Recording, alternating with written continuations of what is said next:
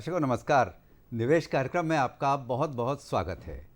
दर्शकों, हमारा ये मानवीय स्वभाव होता है कि हम सभी भविष्य के प्रति आशंकित रहते हैं, चिंतित रहते हैं। और अगर बात की जाए आर्थिक क्षेत्र की, निवेश की, तो भविष्य का बहुत कुछ इस पर निर्भर करता है कि हमारी प्लानिंग कैसी है इन्वेस्टमेंट की, और निवेश के लिए जो हमारा वातावरण है, जो देश की परिस्थितियां हैं, बाज़ार की परिस्थितियां हैं, वो हमारे कितने अनुकूल हैं। यानी कि देश का भविष्य और निवेश का भविष्य दोनों एक दूसरे से जुड़े हुए हैं। तो आइए आज इसी विषय पर हम बात करते हैं कि भारत का भविष्य, निवेश का भविष्य। क्योंकि जब देश का भविष्य उज्जवल होता है तो आर्थिक क्षेत्र का भविष्य भी उज्जवल होता चला जाता है, और जब आर्थिक स्थिति मजबूत होती है, सुदृढ़ता होती है, तो देश के विकास के लिए भी मजबूती आती है। तो क्यों ना आज इसी विषय पर हम बात करते हैं हमारे विशेषज्ञ से, भारत का भविष्य, निवेश का भविष्य। और इस विषय पर जानकारी देने के लिए आज हमने अपने स्टूडियो में आमंत्रित किया है श्री सिद्धार्थ रस्तोगी जी। सिद्धार्थ रस्तोगी जी, स्टूडियो में बहुत बहुत स्वागत है आपका। रस्तोगी जी व्यापार वित्त विशेषज्ञ और पूंजी बाजार विशेषज्ञ हैं, और राष्ट्रीय स्तर पर काफ़ी कुछ इन्होंने किया है, काफ़ी कीर्तिमान है इनके साथ, अनुभव रखते हैं बहुत नया अपना, और आने वाले भविष्य के लिए किस तरह से आपको योजना बनाना चाहिए और हमारा देश निवेश बाजार को किस तरह से साथ में लेकर चल रहा है, इस विषय पर बात करते हैं। रस्तोगी जी, जैसा कि कार्यक्रम में हमारा आज का विषय है भारत का भविष्य, निवेश का भविष्य, आपसे सवाल करने से पहले हम अपने दर्शकों को फ़ोन नंबर्स बताना चाहेंगे ताकि वो हमें फ़ोन करके यहाँ आपसे कुछ करी पूछ सकते हैं। दर्शकों नोट कीजिए, हमारे फ़ोन नंबर्स 2660049 हमारे यहाँ का टेलीफोन नंबर है, और भोपाल का STD कोड है 0755। आपके लिए टोल फ्री नंबर भी उपलब्ध रहेगा 1800-233-0040। तो तैयार हो जाइए फ़ोन करने के लिए, और जो भी सवाल आप करना चाहते हैं देश के भविष्य से संबंधित, आर्थिक भविष्य से संबंधित, आप सीधे हमारे इस कार्यक्रम में फ़ोन कर सकते हैं। तो रस्तोगी जी, भारत का भविष्य, तो जैसे कि जो हम देख रहे हैं, जो हमारे संकेत हैं और जो आने की वाले दिनों में हमारे लिए संकेत आ रहे हैं, वो काफ़ी सकारात्मक हैं, और ये आर्थिक क्षेत्र उसको बहुत सहर्ष स्वीकार कर रहा है। यानी कि हमारे देश का भविष्य और निवेश का भविष्य दोनों बहुत उज्जवल हैं। क्या कारण मानते हैं आप इनके? तो इसके दो सबसे बड़े कारण हैं जी।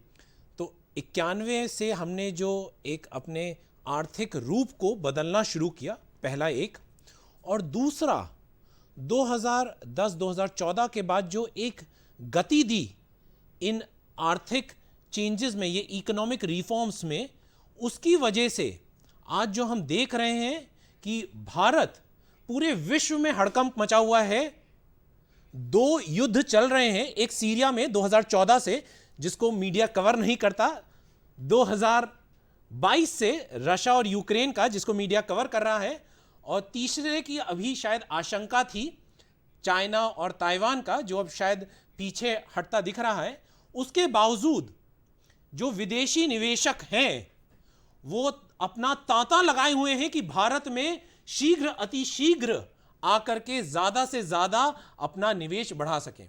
तो जो इसका तीसरा कारण है, पहला मैंने बताया 91, दूसरा बताया 14, और तीसरा बताया जो कोविड, जो जब हमें कोविड हुआ तो सारे विश्व को एकदम सेम तरीके की तकलीफ आई, सेम तरीके की चैलेंजेस आए, लेकिन भारत ने उस वक्त दूसरे तरीके से इस परीक्षा की घड़ी में अपने कदम रखे, सारे विश्व ने अलग तरीके से रखे। इस कारणवश आज भारत शीर्ष पर है। आज भारत की ऐसी स्थिति है कि भारत ना और की आत्मनिर्भर है, वहां पे महंगाई भत्ता थोड़ा कम है इसके बनिस्पत की जो हम पश्चिमी देशों की बात करें तो जहां पे महंगाई का भी हड़कंप मचा हुआ है। बिल्कुल। तो सिद्धार्थ जी, आपने बहुत अच्छी जानकारी दी। यानी कि जो हमारे देश का भविष्य है, आर्थिक भविष्य या किसी भी क्षेत्र का, वो बहुत कुछ वैश्विक परिस्थितियों पर निर्भर करता है। आपने कोविड की बात भी की, और ये तो हमारे लिए बहुत गर्व की बात है कि कोविड जैसी महामारी के दौरान लॉकडाउन इतना लंबा चला, तब भी हमारे देश का भविष्य, हमारे जो शेयर मार्केट है उसका परचम बड़ी शान से फहराता रहा। और विदेशी जो निवेशक हैं उन्होंने सबसे ज़्यादा भरोसा मेरे ख्याल से भारतीय बाजार पर किया। जी जी, तो ऐसा क्यों है कि भरोसेमंद इतना भारतीय हमारा बाजार कि विदेशी वहाँ जो आके हमारे यहाँ बहुत विश्वास कर रहे हैं? तो इसके आपके तीन मूलभूत कारण हैं। जी। सबसे पहला कारण, जो हमारी व्यवस्था, जो हमारी सामाजिक संस्कृति है, वो आज की नहीं, वो 75 साल की नहीं, वो शायद 5000 वर्षों से है। तो देखिए, हमारी सभ्यता अकेली ऐसी सभ्यता है जिसको मूलतः भारतीय और अपने मूल के लोग ही उसको काबू कर रहे हैं, उस पर अपना परचम लहराए हुए हैं। बाकी जितनी भी 5-4 हजार पुरानी सभ्यताएं हैं वो नष्ट हो चुकी हैं। पहला, सिद्धार्थ जी माफ कीजिए, आपको रोकना पड़ रहा है क्योंकि एक कॉलर हमसे जुड़ चुके हैं। जी, जी, नंद अवश्य। स्वरूप मिश्रा जी हैं, बहुत दूर से हैं, उत्तर प्रदेश बाराबंकी से, और जी। हमारे नियमित दर्शक हैं जी। जी, जी। जी नंद स्वरूप जी, कार्यक्रम में बहुत बहुत स्वागत है आपका। जी। नमस्कार सर, मैं नंद स्वरूप। नमस्कार। मैं जानना ये चाहता हूँ कि देश का भविष्य, अपना भविष्य देखते हुए हमें किस क्षेत्र में निवेश करना चाहिए और लोगों को किस प्रकार से हमें प्रेरित करना चाहिए। बहुत बढ़िया। तो सबसे पहला काम कीजिए, अगर आपको निवेश करना है और आप कुछ नहीं जानते, तो भारत में अगर आपको पार्टिसिपेट करना है, अगर आपको भारत की प्रगति में भाग लेना है, तो सबसे पहले निफ्टी, जो भारत की 50 सबसे बड़ी कंपनियां हैं, उनका एक इंडेक्स होता है, उसमें निवेश करें। मूलतः वो 500 रुपए प्रति माह से भी शुरू हो सकता है, तो वहां से शुरू करें। और सारे फंड हाउसेस, सारे म्यूचुअल फंड, ए से लेकर के जेड तक, सबके पास इंडेक्स फंड है। उसमें आप बिना किसी बिचौलिए के, बिना किसी माध्यम के, खुद आप इंटरनेट पे जाएं, लॉगिन करें और निफ्टी का इंडेक्स फंड खरीदें। सबसे पहली चीज, तो सबसे पहला काम तो यह कीजिए। दूसरी चीज, आपने पूछा कि कौन से क्षेत्र में सबसे ज्यादा तेजी आएगी, कौन से क्षेत्र में सबसे ज्यादा बढ़त आएगी। तो 6 ऐसे क्षेत्र हैं, भारत के 6 ऐसे क्षेत्र हैं। सबसे पहले कंज्यूमर डिस्क्रिशनरी, जहां पे उपभोक्ता से जुड़ी हुई जो व्यवसाय हैं, जो बिजनेसेस हैं, जो कार्य चलते हैं, उनमें। दूसरा, फार्मास्यूटिकल्स, जो स्वास्थ्य संबंधी सारी सेवाएं हैं और जो फार्मास्यूटिकल्स हैं, उनमें। तीसरा, टेक्नोलॉजी या आईटी का क्षेत्र। चौथा, बैंकिंग और फाइनेंशियल सर्विसेज में जो वित्तीय संस्था की कंपनियां हैं, उनमें। पांचवा, जो इंटरनेट बेस्ड बिजनेसेस हैं, लेकिन उसमें एक चीज का ख्याल रखिएगा कि जो प्रॉफिट, जिसका शुद्ध लाभ पॉजिटिव है, जिसका शुद्ध लाभ बढ़ रहा है, उसमें कीजिए। घाटे वाली कंपनियों में मत जाइएगा, उनके दिखावों में मत जाइएगा। और छठी, जो कंज्यूमर ड्यूरेबल्स हैं, और ये मैं आपको क्यों कह रहा हूं इसका भी बोल देता हूं। ये छयों जो क्षेत्र हैं, ये भारत की जो डेमोग्राफिक डिविडेंड है, जो भारत की पॉपुलेशन है, उसको रिप्रेजेंट करते हैं। कैसे करते हैं? भारत में 140 करोड़ भारतीय हैं, उनमें से 2/3 भारतीय 15 साल से ज्यादा और 59 साल से कम की उम्र के हैं। इसका अर्थ है कि जो डिपेंडेंट टू इंडिपेंडेंट पॉपुलेशन है, वो 1:2 है। मतलब हर 2 कार्यक्रमी व्यक्ति के सामने एक सिर्फ डिपेंडेंट है। और ऐसा भारत में 2017-2018 से शुरू हुआ है, जो 2057 तक चलेगा। तो 2050 से 57 तक आपको चिंता करने की जरूरत नहीं है। भारत अति तीव्र गति से आगे बढ़ेगा। आपको इस तीव्र गति में सिर्फ भाग लेना है, सरल तरीके से। बिल्कुल आपने, और मैं तो आपको धन्यवाद देना चाहूँगा सिद्धार्थ जी, आपने बातों बातों में, मैं सुन रहा था, एक बड़ा अच्छा गुरु मंत्र दे दिया आपने, जो कि जैसे कि जो हम निवेश करते हैं तो इंडेक्स को ध्यान में रखें, ना कि प्रचार प्रसार में कंपनी के। कई बार प्रचार प्रसार में क्या है कि कंपनी का नाम होता है, उसको देख के लोग निवेश कर जाते हैं, लेकिन सूचीबद्ध जो हैं कंपनियां, जिनकी साख अच्छी है, उन्हीं पर भरोसा करें और उसमें आगे बढ़ते जाएं। हम बात कर रहे थे ग्लोबल लेवल पर जो परिस्थितियां होती हैं, जैसे हमारे पड़ोसी मुल्क हैं जी, आपने अभी जिक्र भी किया जी, तो वहाँ कुछ हलचल होती है, तो निश्चित रूप से हमारे देश में वो लहर तो आती है। उसके बावजूद भी हम स्थित हैं, मजबूती से खड़े हुए हैं। तो इसमें एक आम नागरिक या आम निवेशक क्या सहयोग और दे सकता है हमारी सरकार को? तो बड़ा सरल सा काम है। हर नागरिक को एक काम करना चाहिए। अपने धर्म का पालन करना चाहिए, सारे टैक्सेस भरने चाहिए, कहीं चोरी नहीं करनी चाहिए, और जो आपका कर्तव्य है वो पूरी कर्तव्य परायणता और कर्म निष्ठा से करना चाहिए।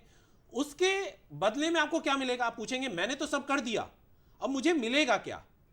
उसमें मिलेगा आपको आपकी पूंजी में प्रगति, पूंजी में लाभ। वो कैसे मिलेगा? आप अगर देश में अपना कार्य अच्छी तरीके से करते हैं तो उसके साथ आप देश में निवेश करें। जैसा मैंने बताया निफ्टी की कंपनी में, और निफ्टी में बड़ा एक ये अच्छा जादू मंत्र है, एक चक्र है जिसको आप समझिए। निफ्टी में जो भी कंपनी, निफ्टी या सेंसेक्स किसी में भी कर सकते हैं, निफ्टी या सेंसेक्स में जो भी कंपनी अच्छा नहीं करती उसको दुलत्ती मार के बाहर निकाल दिया जाता है। तो वो निफ्टी के बाहर निकल जाती है, सेंसेक्स के 30 से बाहर निकल जाती है, और जो कंपनी तेजी से अच्छी तरीके से बढ़ रही है वो बढ़ती रहती है। तो आपको ना खरीदना है न बेचना है, सिर्फ खरीद करके छोटा छोटा छोटा खरीद करके पकड़ करके बैठ जाना है।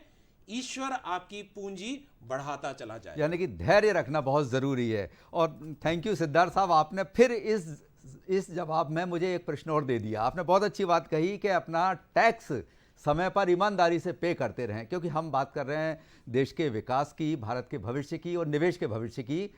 तो जब जो टैक्स पेयर हैं वो ईमानदारी से अपना टैक्स देते हैं तो वो पैसा कहीं ना कहीं हमारे विकास में, हमारे देश के विकास में काम आता है। तो ये भी एक तरह से आर्थिक जगत को और मजबूती मिलती है वहाँ से। अब हम बात करते हैं कि सुरक्षित और सफल भविष्य के लिए जो हमारे यहाँ नीतियाँ इस समय चल रही हैं वो किस तरह की हैं और उनके दूरगामी परिणाम आने वाले भविष्य में क्या आप देखते हैं? तो सबसे एक सरल उदाहरण दूंगा, क्योंकि मैं ज्ञान नहीं देना चाहता, उदाहरण और तथ्य से बात करता हूं। तो सबसे पहला चीज देखिए, विश्व की आज सबसे बड़ी अर्थव्यवस्था कौन सी है? यूनाइटेड स्टेट्स ऑफ अमेरिका की, अमेरिका की, जिसका अर्थव्यवस्था का दर है करीब 23 ट्रिलियन डॉलर। वहां की अर्थव्यवस्था चलती है सिर्फ उपभोक्ता के कारण, कंजम्पशन के कारण। उसका अर्थ है कि वहां पे लोग खाते ज्यादा हैं, उपभोग ज्यादा करते हैं, भोग ज्यादा करते हैं, तो उनकी अर्थव्यवस्था चलती है। आपको एक उदाहरण देता हूं। एक अमेरिकी लगभग 31 गुना बिजली या एनर्जी या ऊर्जा कंज्यूम करता है, उपभोग करता है एक भारतीय के कंपैरिजन में, 31 गुना। दूसरी अर्थव्यवस्था है चाइना की। चाइना की अर्थव्यवस्था है 17.7 ट्रिलियन डॉलर, जो विश्व की दूसरी अर्थव्यवस्था है, जो चलती है मैन्युफैक्चरिंग से, जो प्रोडक्शन होता है उसकी वजह से। उसमें वो 30% विश्व का सारा जो औद्योगिक माल है वो मैन्युफैक्चर करते हैं। अब आते हैं भारत की तरफ। ये थी अमेरिका एक सिलेंडर, दूसरा था चाइना दूसरा सिलेंडर, ये आता है भारत का 2 सिलेंडर इकोनॉमी, 2 सिलेंडर अर्थव्यवस्था। पहला, जैसा मैंने बताया कि आपकी जो अर्थव्यवस्था है वो चलती है हमारे 140 करोड़ नागरिकों से। आप जो खाते हैं, पीते हैं, सोते हैं, और उसकी वजह से उपभोग हो रहा है। दूसरा, कोविड आया तो सरकार ने बहुत सारी नीतियां लाई, उसमें एक दो जो थी, एक थी PLI scheme, performance linked incentive scheme. तो उसकी वजह से मैन्युफैक्चरिंग को जो पुश मिला, जो एक अच्छा सा धक्का लगा, जिससे वो अग्रसर हो गई। आज उसके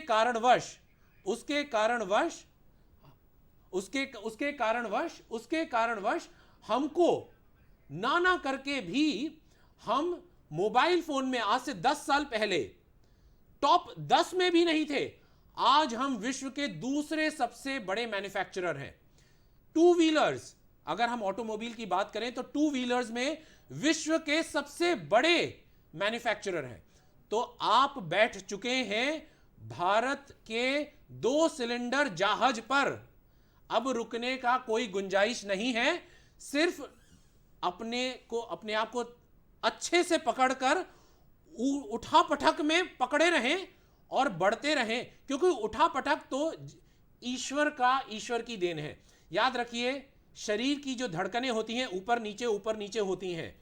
जैसे ही ऊपर नीचे होना बंद हुआ मतलब आप मृत्यु के पास हैं। उसी प्रकार से अगर स्टॉक मार्केट में, पूंजी बाजार में अगर ऊपर नीचे नहीं हो रहा है तो आपका खत्म है। बिल्कुल सिद्धार्थ जी, ये बाजार का एक परिचय भी है, पहचान भी है कि अप डाउन्स आते रहते हैं उसमें, और आना भी चाहिए।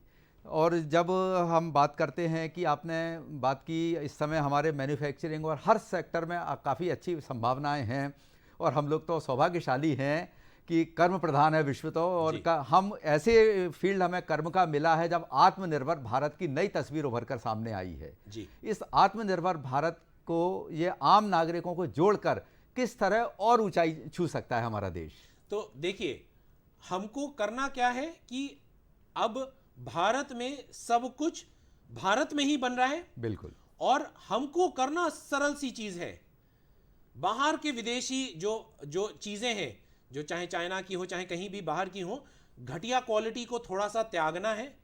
अच्छी क्वालिटी जो भारत में बन रही है उसको अपनाना है। और एक ही मूल मंत्र है, याद रखिए, एक ही मूल मंत्र है, make in India, make for India, make for world.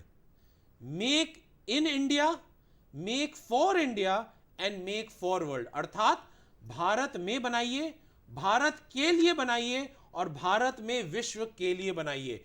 तो यही आपको करना है, चाहे आप लघु उद्योग हैं चाहे आप बड़े उद्योग हैं। हमें सिर्फ भारत और भारतीय उद्योगों और उनके प्रोडक्ट्स को ही उपभोग करना है। बिल्कुल, स्वदेशी के प्रति लगाव बहुत ज़रूरी है जी। क्योंकि स्वदेशी जब हमारे घर की भी कोई वस्तु होती है, अटैचमेंट हमारा नेचुरली उससे होता है जी। है ना। जब तो मातृभूमि भी हमारा घर है, परिवार है और पूरा, इसके साथ आपको यहाँ क्वालिटी बेहतर मिल रही है। क्वालिटी बेहतर मिल रही है। आपको किसी चीज में 19 नहीं मिल रहा है, बिल्कुल। आपको सिर्फ बेहतर क्वालिटी मिल रही है। तो भारत को अपनाएं, भारतीय को अपनाएं। बिल्कुल सही है। और हमारी तो संस्कारों में रहा है ईमानदारी से अपना प्रदर्शन करना जी का, किसी से कोई बुराई भलाई से कोई लेना देना नहीं, हम अपना काम ईमानदारी से करते हैं। जी। अच्छा, अब बात की जाए कुछ आम निवेशकों की। जी। देश की बात अभी हमने की, जी। और चूंकि नागरिक भी देश के लिए ही कर रहे हैं जी। और देश में हैं, जी। तो एक आम नागरिक के लिए ऐसी क्या परिस्थितियां आ गई कि इस समय ये महसूस किया जा रहा है कि निवेश के प्रति उसकी जागरूकता बढ़े, हर नागरिक निवेश का महत्व को समझे? देखिए प्रेम जी, इसमें बड़ी सरल सी चीज़ है। 4 तरीके होते हैं जिसमें सेबी सिक्योरिटीज एक्सचेंज बोर्ड जो हमारा पूंजी बाजार का रेगुलेटर है, हाँ जी। वो 4 चीज़ों में करता है हमको, ऋण, डेट, इक्विटी, रियल एस्टेट और गोल्ड। अगर हम इक्विटी को हटा दें, बाकी तीनों में जो महंगाई भत्ते को काटने के बाद, टैक्स को काटने के बाद, खर्चे को काटने के बाद आपको नेगेटिव माइनस के रिटर्न्स मिलेंगे। मतलब आप महंगाई भत्ते, आप जो अपना पैसा बचा रहे हैं, जो खर्च नहीं कर रहे, वो असल में बढ़ नहीं रहा है, घट रहा है।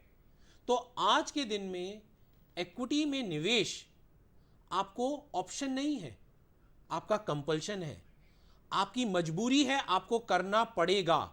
और नहीं करेंगे तो कहीं ना कहीं आप अपने ही पैसे को खाते रहेंगे उस चूहे की तरह जो एक समय खाता था और खाने के बाद वो खाता रहा और कंफर्ट जोन में चला गया, और एक समय याद आया कि उसको तो ना कुछ कार्य करना आता है और उसके अब भोजन भी खत्म हो गया, तो ना तो वो अपने। सिद्धार्थ जी, जो मॉनिटर पे हमारी ये तस्वीर जो दिख रही है जी, ये जी। आपने इसमें क्या संकेत दिए हैं, इसका थोड़ा सा विस्तार से हमारे दर्शकों को बताएं कि इसका मतलब क्या है? तो इसका अर्थ बड़ा सरल सा है। देखिए, हम सब सिर्फ खाने पे अपना भरोसा जताते हैं उस चूहे की तरीके से। क्या बात। और आप जब खाते रहते हैं और तब आप में कहीं सेटिस्फैक्शन आता है, कहीं आप में कंफर्ट आता है, कॉम्प्लेसेंसी आती है। और कॉम्प्लेसेंसी आने के बाद जब आपका खाना खत्म हो जाता है तो उस चूहे की तरीके से आप एकदम उस तली में घुस जाते हैं जहां पे वो चूहा ना उस जार से बाहर निकल पा रहा है और उसका भोजन भी खत्म हो गया है। तो अगर किसी को मृत्यु देनी है तो उसको कंफर्ट और कॉम्प्लेसेंसी दे दें और उसका पेट भर दें, तो उसकी निश्चितता उसका अंत निश्चित सिद्धार्थ है। जी, बहुत अच्छा आपने ये उदाहरण यहाँ दिखाया, मॉनिटर पे देखा।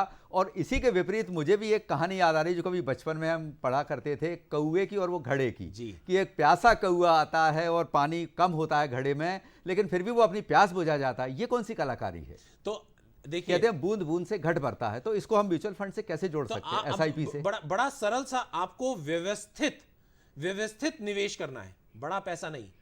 आपके पास 500 रुपए है तो 500 रुपए से शुरू कीजिए, लेकिन जो जरूरी चीज, इंपॉर्टेंट चीज है, वो है डिसिप्लिन।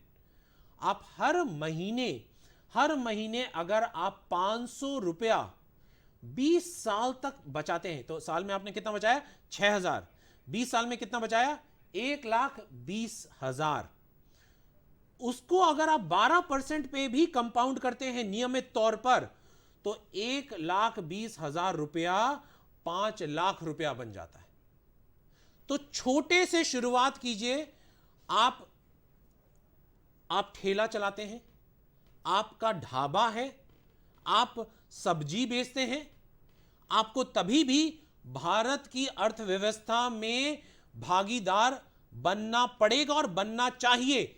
और उसको बनने के लिए म्यूचुअल फंड की, जैसा मैंने बताया, उस सारे म्यूचुअल फंड में निफ्टी की और सेंसेक्स की एक स्कीम होती है, जिसको कहते हैं इंडेक्स फंड निफ्टी प्लान या सेंसेक्स प्लान।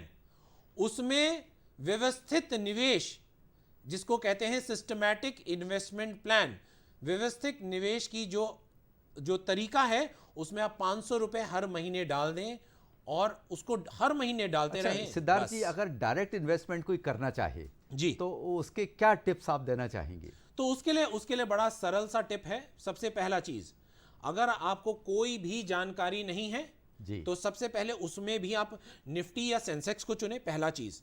दूसरा चीज, अगर आप में थोड़ी सी जानकारी है तो कोशिश करें, अगर आपके पास रीजनेबल पैसा है तो सेबी ने और 2-3 तरीके से निवेश के आयाम खोले हैं, जैसे पोर्टफोलियो मैनेजमेंट सर्विसेज। तो अगर आपके पास 50 लाख की पूंजी है तो आप पोर्टफोलियो मैनेजमेंट सर्विसेज में भी कर सकते हैं। आपके पास अगर 1 करोड़ की पूंजी है तो आप ऑल्टरनेट इन्वेस्टमेंट फंड में भी कर सकते हैं। और अगर आपको इच्छा है कि आप अगर किसी कंपनी में निवेश करना चाहते हैं, तो एक गुरु मंत्र है, एक गूढ़ मंत्र है, वो सुन लीजिए। किसी भी कंपनी को चेक करने के लिए एक गूढ़ मंत्र है, पिछले 6 साल का, 6 साल क्यों, 2 इकोनॉमिक साइकिल, 3-3 साल की 2 इकोनॉमिक साइकिल, 6 साल में हर साल उस कंपनी का, उस व्यवसाय का शुद्ध लाभ का मतलब होता है पैट या ईपीएस, अर्निंग्स पर शेयर, वो हर साल 10% से बढ़े। आप अगर ऐसी कंपनियों में का चुनाव करेंगे तो आपको नुकसान की जो पॉसिबिलिटी है वो न्यूनतम हो जाएगी। बिल्कुल सही कहा सिद्धार्थ जी। पहले निवेश करने से पहले जानकारी भरपूर रखें, अपने आप को तैयार करने इसके लिए। और हम भी समय सीमा से बंधे हुए सिद्धार्थ जी, हमारे कार्यक्रम का समय समाप्ति की ओर है, लेकिन चलते चलते बड़े संक्षेप में आप क्या टिप्स देना चाहेंगे? मतलब गागर में सागर आप भर दीजिए आज के कार्यक्रम का। तो 3 सबसे महत्वपूर्ण चीज, छोटे से शुरू कीजिए लेकिन अभी शुरू कीजिए। दूसरा, एक बार शुरू कर दिया तो उसको डिसिप्लिन्ड मैनर में कंटिन्यू कीजिए 5-10 साल के लिए।